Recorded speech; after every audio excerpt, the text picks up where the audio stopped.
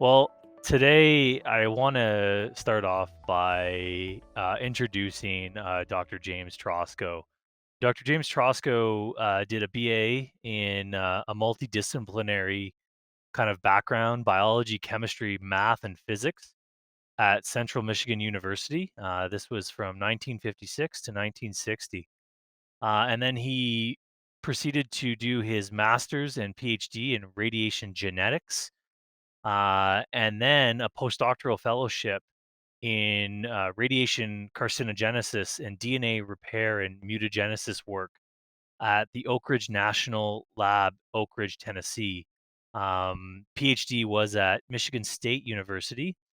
Dr. Trosko has over 50 years of basic medical science research, and today it's going to be I believe, a roller coaster of talking about that research over the years. And he's definitely been a pioneer in the area of mutagenesis and the future prevention of treatments of chronic diseases in epigenetics.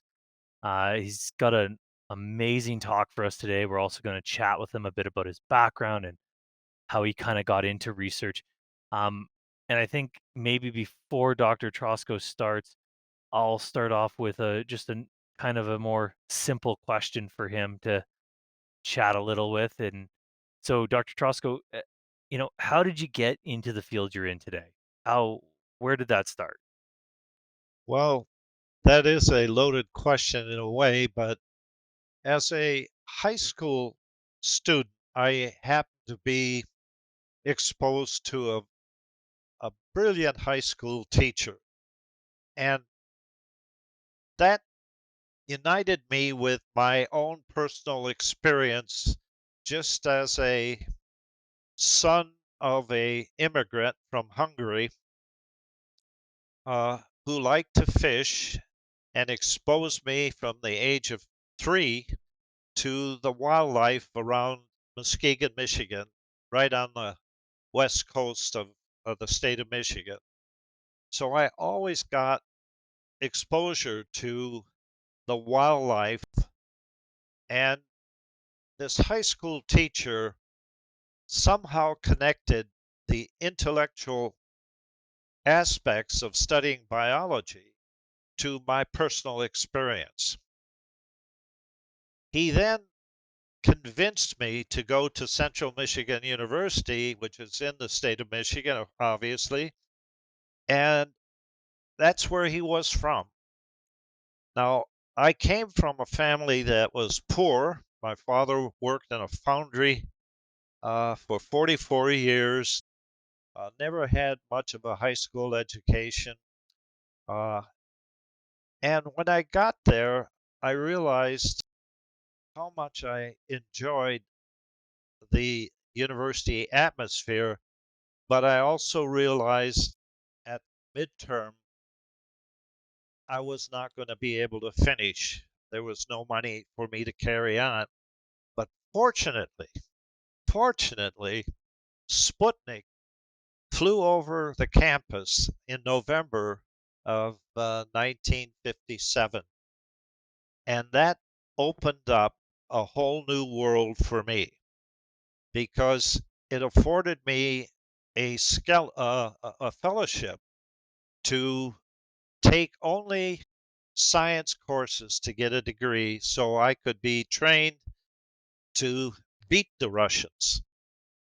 I was the first probably student who took a STEM curriculum. This is 1957.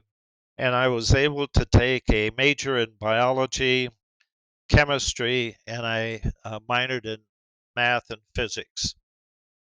That also afforded me 2 summers of actual research experience at Argonne National Lab outside of Chicago, because at that time, the only places in the United States that had the background, the facilities to do research that might relate to why President Kennedy wanted this STEM program to work to beat the Russians.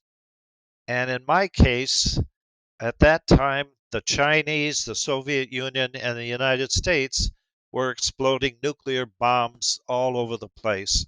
And the public and the government was concerned about radiation fallout causing all kinds of genetic diseases.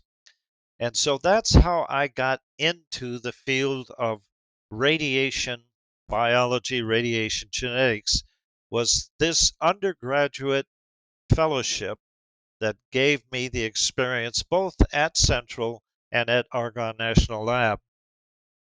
That then afforded me an opportunity to get a graduate degree, Ph.D.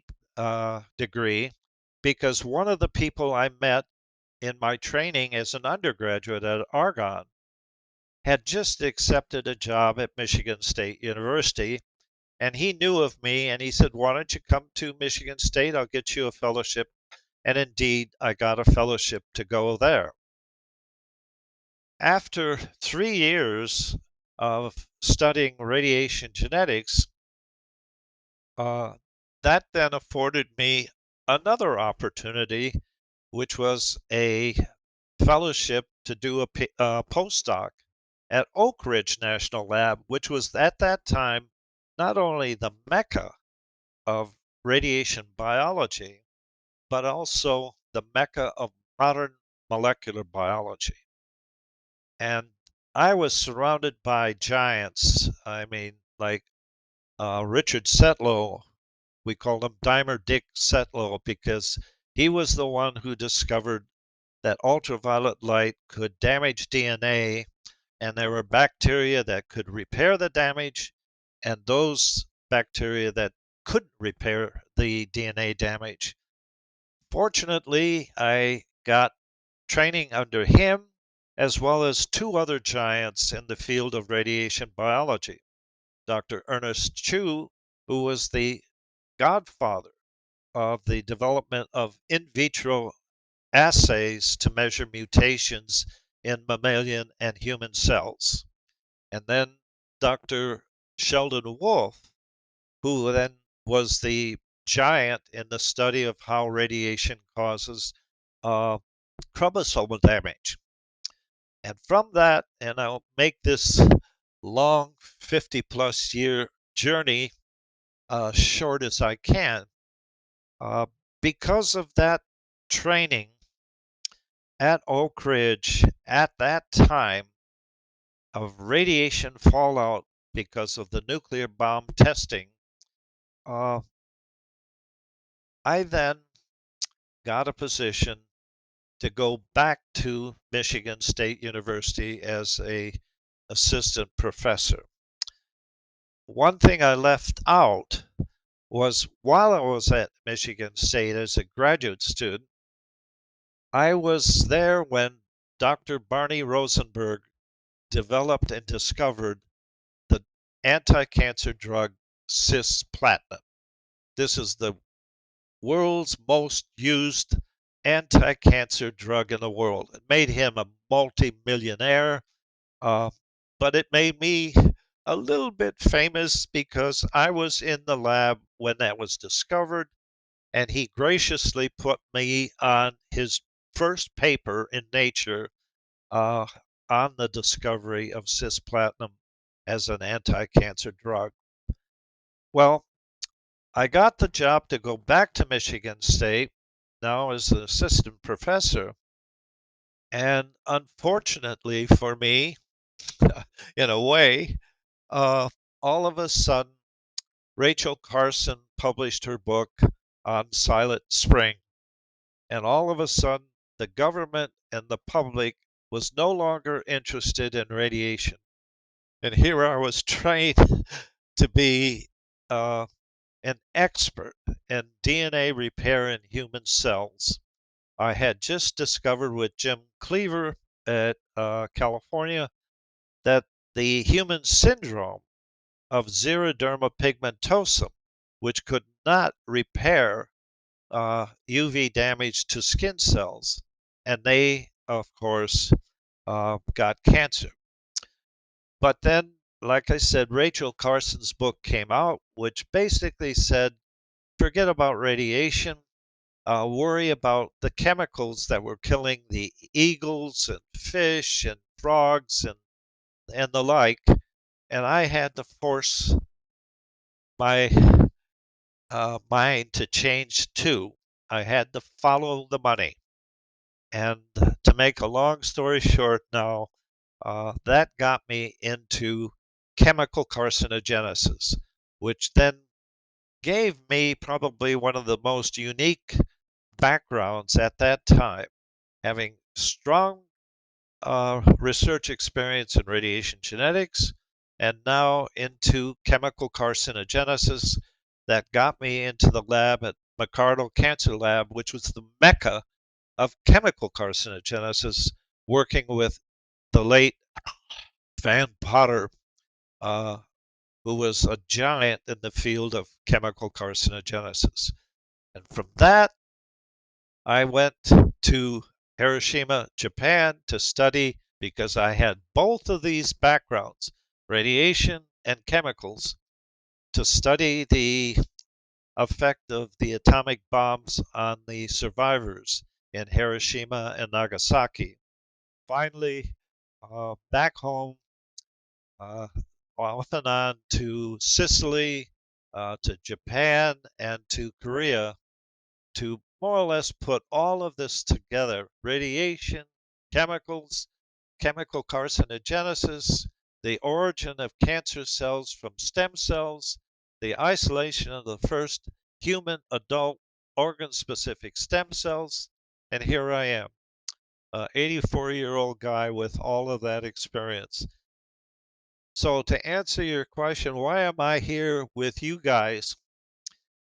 I heard your webinar, and I was impressed with this company not only trying to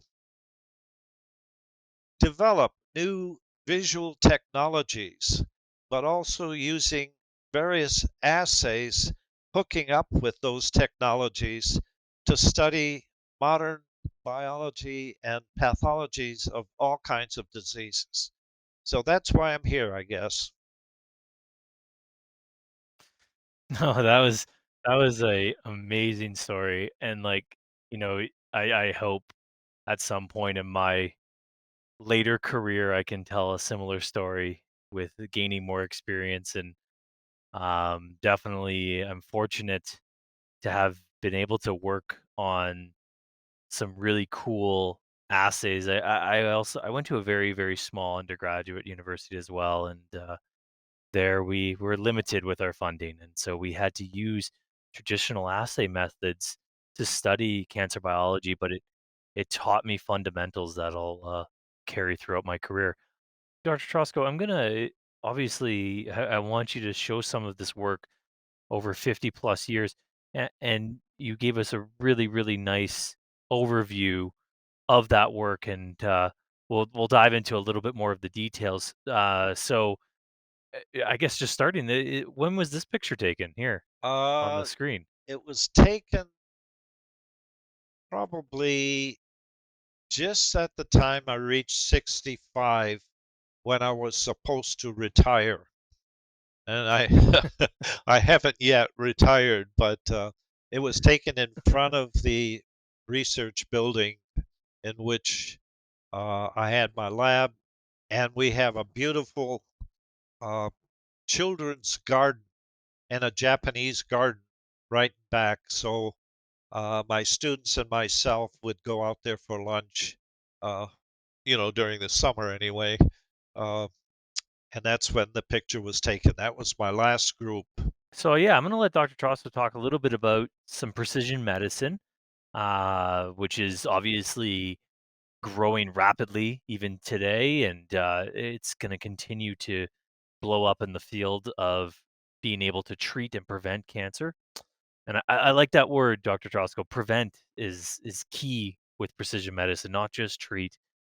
And the differences between artificial and real intelligence in understanding the roles of stem cells, gap junctions, epigenetics with 3D human adult stem cells. I'm really excited to hear this talk, Dr. Trosko. Uh, Before I uh, get into the slides, I just want to, if you will, apologize to all of the bioinformatics and people who are using artificial intelligence. In no way am I saying that artificial intelligence cannot generate uh, with unbiased algorithms patterns in understanding normal biology and the pathology of any disease. In fact, that technique of artificial intelligence, machine learning, and so forth can, in fact, identify patterns. But the question I raise is those patterns do not in any way give you an understanding of underlying mechanisms. So the difference between artificial intelligence as I know it versus real intelligence, which is the use of the human brain alone, just dreaming, if you will, with ideas of hypothesis testing of mechanisms, will give you a different insight. So the two have to work together. And that's all I'm saying is that artificial intelligence alone cannot give you the underlying mechanism of any pathology, whether it's diabetes, cancer, atherosclerosis, it doesn't make any difference. You have to understand mechanisms. So, with that, I'm going to, in the time limited I have, I'll talk about stem cells, gap junctions, epigenetics, and using three-dimensional human adult stem cells. Those are going to be the key features. That's why I have on the bottom of that slide a picture of stem cells. There's three objectives I want to make clear. First, we have to recognize that human stem cells, which are different from their progenitor cells that can divide in a finite number of times, or the terminally differentiated cells that cannot divide at all. These stem cells are the only cells in our body that can divide either symmetrically or asymmetrically. And then in our body, we have two forms of cell communication, namely the earliest type that was ever detected, namely a cell can secrete a molecule such as a hormone, a growth factor, a cytokine. And those, and the other one is gap junctional communication, which was only discovered in about 1966 by Lowenstein and others. And these two forms of communication, together with the stem cells, regulate homeostatic control of whether cells proliferate, whether they differentiate, whether they apoptose, whether they senesce, or even if they're a terminally differentiated cell like a beta cell in the pancreas, they will adaptively respond to glucose by producing insulin. The second point is we have to appreciate that adult stem cells exist in all of our organs, in our eye, our brain, our liver, everywhere. And thirdly, the process by which we can alter stem cell behavior is either through a mutation or epigenetic changes, and these can contribute to birth defects and virtually all chronic diseases. But before we get to the science now of the stem cells and cell communication and epigenetics, I want to remind you all of this paper by Alex Gamma. Personalized medicine is the latest promise of a gene-centered biomedicine to provide treatments of custom tailored to the specific needs of patients. Although surrounded by much hype, personalized medicine at present lacks the empirical and theoretical foundations, I would say mechanistic foundations, necessary to render it a realistic long-term perspective. In particular, the role of genetic data and the relationship between causal understanding, prediction, prevention, and treatment need clarifying. So the role of personalized medicine between treating and really understanding the diagnosis of human diseases, is that a 50-50 relationship in your mind? Well, where do you stand on that? Does it have to be 50-50, or do we see more importance on the prevention and the prediction side versus treating too late? Boy, that's a really important question. I think you really need to understand mechanisms both to be able to prevent real diseases and also to treat it. If you don't understand mechanisms, I'll give you an example later in the talk whereby if you only think about mutations causing a disease and only looking for changes in the genomic DNA and responding to that, uh, you're never going to solve the problem. And I'm going to give you a real life human example of that in a few moments. So, to answer your Okay. question, the it's not 50-50. In my mind, you have to understand mechanisms because if you don't, you can take these patterns that are derived by artificial intelligence and assume that that pattern will tell you that you have to do something or not do something, and you will get a good result. And I'm going to say, no, that is not going to be the case. There are so many examples where we pave the way to hell by thinking we know what the problem is. All right. Okay. In other words, Good there's point. so much of modern medicine today. You take a pill and that's supposed to do something good, and most Americans, especially most Westerners, if one pill seems to do you good, then maybe five or six will do you better.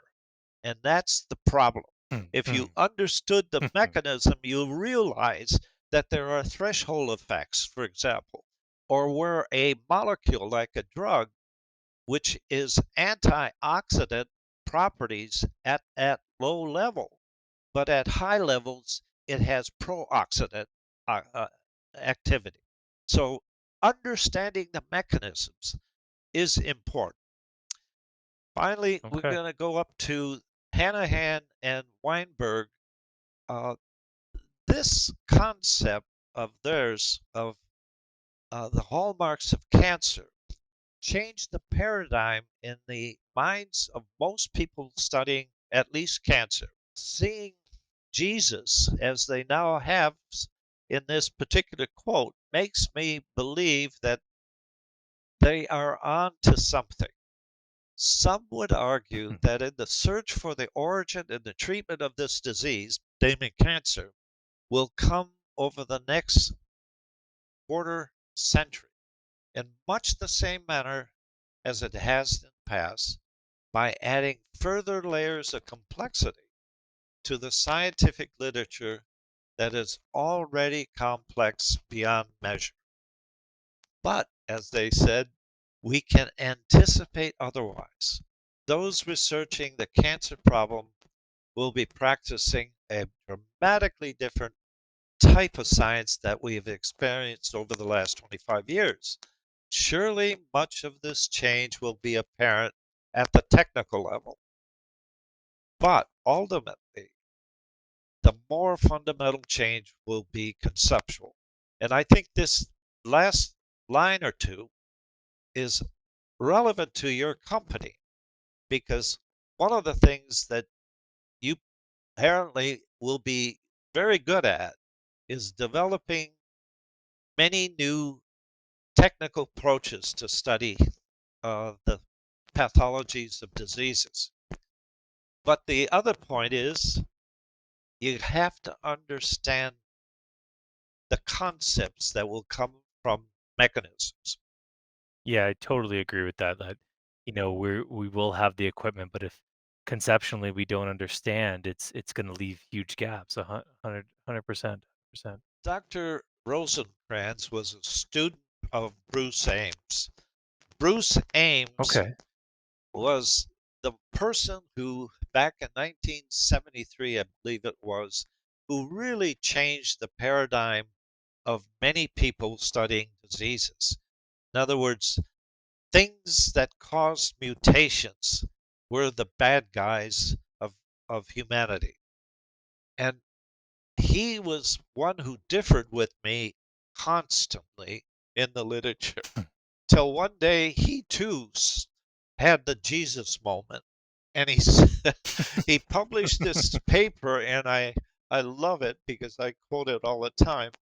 With respect to cancer causation, integration of the analyses suggests that the inhibition of gap junctional intercellular communication is involved in the non-genotoxic cancer induction or the non-genotoxic phases of the cancer process, such as inflammation, cell toxicity, cell proliferation, inhibition of cell division and differentiation, and apoptosis. So this now puts, I think, in the highlight of what your your company is trying to do and what every other company is trying to do in biotech is really to focus in on what changes are taking place in the body that has 200 trillion cells, 200 Hmm. different kinds of cells, all talking to each other in different languages: Russian, Italian, Sicilian, Spanish, whatever. And how does that whole body make sense of all of this chatter that's going on? And it turns out this paper, which just came out a year ago or so, here we review the literature surrounding connexins, which are the gap junction proteins in cancer Yeah. cells in terms of specific connexin functions, and propose that connexins function upstream most, if not all, of the hallmarks of cancer. Whoa! When, when I saw that, he too uh, saw or had the Jesus moment and changed his whole concept of how to study chronic diseases. Here's the foundation on which now the subsequent slides will go into the science. These are what I consider facts and concepts of human carcinogenesis. But while we're talking about carcinogenesis, for those of you who are interested in diabetes or dementia or Alzheimer's, it doesn't make any difference. All cancers originate from a normal cell of the human body containing 200 trillion cells. There are two opposing hypotheses of what that normal cell is. So, in the cancer field, one of the oldest hypotheses is that the stem cells of our body give rise to the cancer. On the other hand, there's still a large proportion of cancer researchers who believe that a somatic terminally differentiated cell can be reprogrammed. In other words, it's primarily due to Dr. Yamanaka in Japan, who got the Nobel Prize for isolating induced pluripotent stem cells. And I'll go into that later. The oldest concept of the complicated evolutionary carcinogenic process showed clearly, this is well over 75 years ago, that the initiation of a single normal cell in our body occurs with three different phases. The first is the initiation phase. Initiation phase is an irreversible process. In other words, cancer, out of that 200 trillion cells in our body, only arises in most people in one cell. And it being irreversible seems to be either a mutation in one of the critical cancer associated genes, which is probably about 150 or 200 of our 20,000 genes.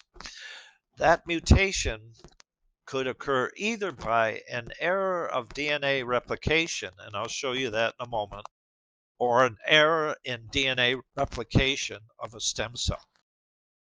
Now, this initiated cell must be amplified by a promotion mechanism because the cancer is not just one single cell, it could be billions in that tumor. And that promotion process actually is not a mutagenic process, it's an epigenetic process that alters the expression of genes of that initiated cell. Finally, this promoted initiated cell has to acquire other mutations and other epigenetic changes, which allows the premalignant cell to invade and metastasize tissue. This is the third phase, the progression phase. And that's the stage that that Hanahan and Weinberg call the hallmarks of cancer.